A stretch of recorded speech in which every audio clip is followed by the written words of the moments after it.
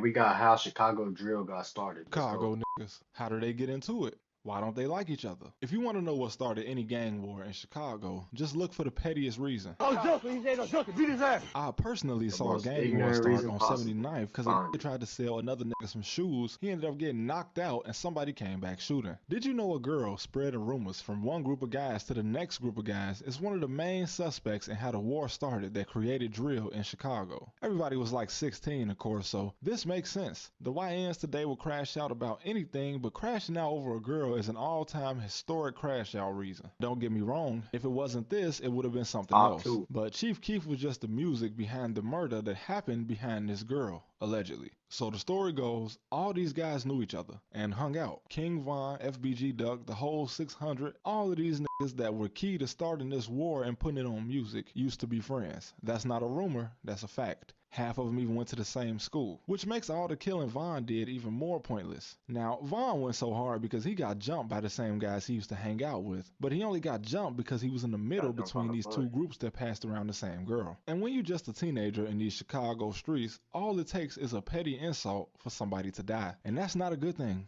Not something we should be proud of. Now, it's very easy for me to believe that some random girl who none of these guys even probably had contact with once the war started could have been the reason because of many things. And this is just one of the wars. Don't confuse this with the several other wars taking place at the same time because a lot of these wars can be summed up as, it's gonna be a lot, but try to follow me here. And I'm speaking as the gang members. We've been into it with these guys for generations and we clicked up with you guys, so you might as well join because when the other guys see you hanging with us, we both gonna get shot at, so technically y'all are in the war over nothing, at least until one of y'all actually gets hit with a bullet. When Chief Keef started rapping, there were already wars, but when the 63rd versus 64th war got into music, that is the part that allegedly happened over a girl. But it wasn't hard to start because there were already affiliations in place to make it easy for these guys to not like each other. Here's an example. I'm from 79th. The older guys used to walk around saying fuck the other side. Who was the other side? The guys across the nearest main street. I didn't know them niggas, and neither did a lot of the younger guys, but being followers and trying to look as cool as the older guys, they said fuck the other side too. Now obviously the older guys might have had a reason to say this, but the next A generation did repeated not. as And as dumb ashamed cycle. as I am to say this, I was at one of the first BDK parties. There might have been 5 guys in the party that actually meant it, and the rest of the kids there didn't really care. They just said it because it went with the music. And this was before JoJo, before Keith. I was in 6th grade, and the guys who started saying it were maybe 8th graders or freshmen, but that's when gangbanging gets heavy in the city.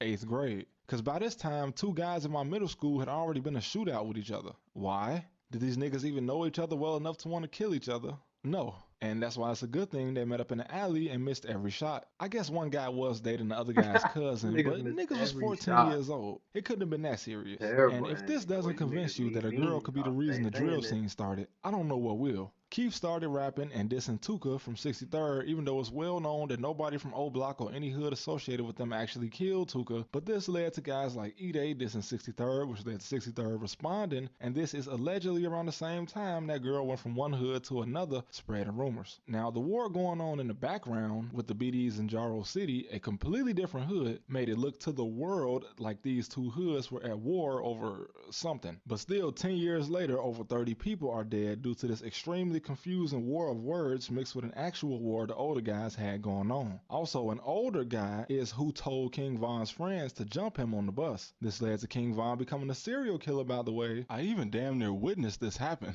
I went to school on 35th my freshman year, alright? So when L.A. Capone was getting jumped on at Dunbar High School, I was in high school around the same time, and I was also having to deal with the guys from Dunbar marching 200 deep down King Drive after school, and they was on some bully shit for sure. They used to whoop ass and hop on the CTA bus or the city bus in Chicago and turn it off so they can continue whooping ass, and that shit was not right. When they used to turn the bus off so that even the bus driver couldn't restart it, the driver used to get up and run and leave y'all to it on the bus. I caught a pumpkin head one time on the King Drive bus, I ain't gonna lie. I fought back though, but that's just further proof that a lot of these guys went to school together and could have been friends. The thing is, all it takes is one psycho on each side to keep it going. Tay Capone recently said in an interview interview that if somebody brought up a peace treaty to King Von, he wouldn't even think about hearing it, and you might just get ignored trying to have that conversation with him. And there's somebody like this in every hood. And then there's the guys that hang around this one psycho that's either too much of a follower or just don't care enough to actually push the issue. Peer pressure is a motherfucker, especially when people dying. And then again, when everybody is a teenager, can you even trust any peace treaty? I know I don't trust kids, never did. Kids lie. And you can't afford to be walking around Chicago thinking y'all in a ceasefire, then motherfuckers pop out the alley with 3 guns and you ain't got nothing but a phone and a pack of backwoods on you. And after a while, of course, the girl didn't even matter. Once the shots started getting fired, the original meaning of the war was completely lost. And that's when it takes on a new meaning. Either those guys kill somebody I know, or those guys try to kill me every time I see them, or the older guys told me that when these guys see me, they're gonna try to kill me, so I'm just gonna assume that whether these guys are cool or not. And it messes with me because this happened across multiple hoods in Chicago for multiple petty reasons. And it's crazy because I remember some of these guys as kids actually just trying to be normal kids. I don't want to hurt anybody's feelings, but this is a video of a guy I went to school with. He wasn't even originally from our area.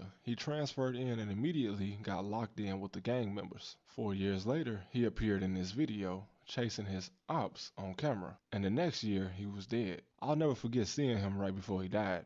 I was at the park shooting hoops and he was sitting on the bench in a full jean jacket outfit with some Timberlands on. 2014 was different. And he asked me to let him shoot the ball one time. I let him shoot it and he bricked, but I always wondered what he was doing up there by himself. It was the middle of the summer and he was sitting on that bench, just looking like he was reflecting on his whole life. He was alone. And months later, I would hear that he was headed to his cousin's house in a neighborhood his homies warned him not to go to. And he ended up being found dead in the alley. 10 years later, I heard the bloodhounds dissing him. He wasn't my friend. Like I said, he came from another neighborhood when he transferred to my school, but I used to see him around, and I didn't have a problem with him. It's just that things like this stick with you for some reason. I don't know what he got himself into after coming into my neighborhood, or what he did to end up in that alley. And it's probably something I'll never know. But how many guys across Chicago have a similar story? I still don't know if he got killed because of who he was affiliated with, or what he got into after he got affiliated with these guys. But the war he was a part of didn't really start until 2011. And for him to be dead 3 years later, I just wonder what he did. Now, he could have done a lot, but for what reason? The point of this video is not the girl. People see these wars play out on the internet, and how serious it is may lead you to believe that it actually started over something that mattered. Unfortunately, in my own personal experience, I've seen nothing turn into something in Chicago way too many times. And this is why today, nation means nothing in the Midwest and most cities. It's a small group of guys at war over something that started as a petty squabble. And sometimes I respect the LA niggas. Nothing is good about gang banging, but if you're gonna do it, at least have structure. The fact that the LA guys can meet up and agree to fight each other and no one ends up dead is crazy and a foreign concept in Chicago. Obviously, all the cities in California have their own problems with this, and it might not always go as planned, but where I'm from, the last chance to meet up and fight was well over 10 years ago.